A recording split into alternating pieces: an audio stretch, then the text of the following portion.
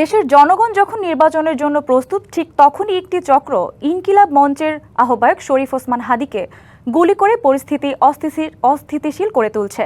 এমন মন্তব্য করেছেন বাংলাদেশ জামায়াতে ইসলামীর সেক্রেটারি জেনারেল মিয়া গোলাম পরোয়ার। সকালে খুলনার ডুমুরিয়ার খর্নিয়া ইউনিয়নে নির্বাচনী উঠান বৈঠক শেষে তিনি কথা বলেন। এ সময় তিনি আরও বলেন, আইন শৃঙ্খলা বাহিনী ও গোয়েন্দারা বারবার ব্যর্থতার পরিচয় দিচ্ছে। এমন হতে থাকলে পরিস্থিতি নিয়ন্ত্রণ করা কঠিন হয়ে পড়বে। নির্ধারিত সময়ে নির্বাচনের জন্য সরকারি সংস্থাগুলোকে নজরদারি বাড়ানোর পাশাপাশি রাজনৈতিক দলগুলোকে সহযোগিতা করার আহ্বান জানান তিনি।